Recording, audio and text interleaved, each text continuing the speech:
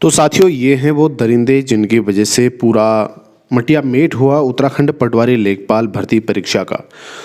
आप भी सोच रहे होंगे कि सुबह सुबह इनकी फ़ोटो दिखा करके आपका दिन हमने ख़राब कर दिया। तो इन दरिंदों के बारे में आपने सुन लिया होगा कल से कितना कुछ इन्होंने किया और किस तरीके से। आप देख रहे हैं मुख्य आरोपी संजीव चतुर्वेदी, ठीक है, किस तरीके से इसने अपने अंडर रखे हुए उन ज़रूरी कागज़ों को, आप कह सकते हैं पेपरों को, इसने बाकी लोगों तक जो है प्रोवाइड कराया। किस तरीके से इन दोनों पति पत्नी ने, अब देखिए यहाँ पर दिमाग इनका देखिए, इन्होंने बिल्कुल भी फ़ोटो नहीं लेनी थी। लास्ट में जब आपने देखा था ग्रुप सी के अंदर जो वीडियो बीपीडीओ की परीक्षाएं हुई थी उसमें स्क्रीनशॉट सामने आए थे, फ़ोटो खींच करके दी गई थी, लेकिन इस बंदे ने थोड़ा यहाँ पर चालाकी दिखाई। इसने पेपर की फ़ोटो किसी भी अभ्यर्थी को नहीं खींचने दी। इसकी जो पत्नी थी उसने अपने हाथ में सारे क्वेश्चन लिखे, उनके सॉल्यूशंस लिखे, ठीक, और बच्चों को वो सॉल्व करवाए। फिर भी कहीं ना कहीं से जो सच होता है दोस्तों, एक न एक दिन सामने आता है। वो किसी भी रूप में आ सकता है और कभी भी आ सकता है। तो ये चीज़ें आई। अब यहाँ पर बात उठ रही है कि जो पुलिस कांस्टेबल की परीक्षा कुछ दिन पहले हुई थी, यानी कि पिछले महीने हुई थी, संभवतः 12 दिसंबर को एग्ज़ाम हुआ था, तो उसमें भी काफ़ी लोगों का ये मानना है कि उनके पास पेपर सील खुला हुआ पेपर आया था। अगर आपके में से भी किसी के पास ऐसा पेपर आया था तो आप लोगों की एक उत्तरदायित्व तो बनता था, आपकी जिम्मेदारी बनती थी उसी समय उस पर आवाज़ उठाना कि हमारे पास ऐसा पेपर कैसे आया।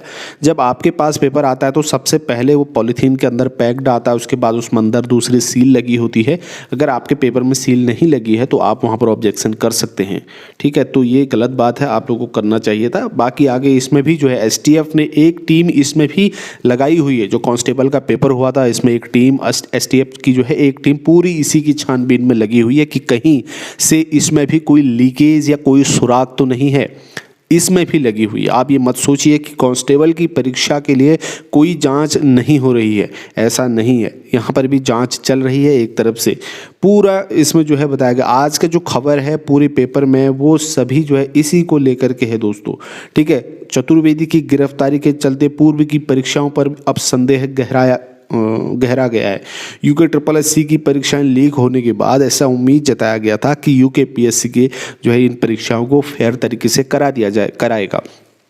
अब देखो, चाक चौबंद व्यवस्था की गई परीक्षा सेंटर के आसपास। वहाँ पर CCTV कैमरेज लगाए गए, वहाँ पर पुख्ता व्यवस्थाएं की गई, वहाँ पर अनेक चीज़ों पर ध्यान रखा गया कि क्या क्या संभावनाएं बन सकती हैं। सारी चीज़ें वहाँ पर ध्यान रखी। हमको एनालॉग घड़ी तक नहीं ले जाने देगी अभ्यर्थियों को, और विभिन्न प्रकार की मतलब बहुत सारा यहाँ पर जो है करा गया। लेकिन किसने ये नहीं सोचा कि चिराग तले अंधेरा है, ठीक है, तो घर का भेदी ही लंका को ढाएगा, ठीक है। आस्तीन का सांप हम पाल रहे हैं तो घर का ही, जो घर के अंदर से ही किसी ने ऐसी दलाली करी है, तो इसकी उम्मीद किसी ने नहीं की थी। तो आयोग के जितने भी पेपर जब से इसकी ज्वाइनिंग हुई है, और जो मेन चीज़ है दोस्तों, ये समीक्षा अधिकारी के तौर पर इसने ज्वाइन किया था। आज ये वहाँ पर गोपन अधिकारी के तौर पर काम कर रहा है। 2013 के बाद जितनी भी भर्तियां हुई वो सभी अभी संदेह के घेरे में आ गई हैं।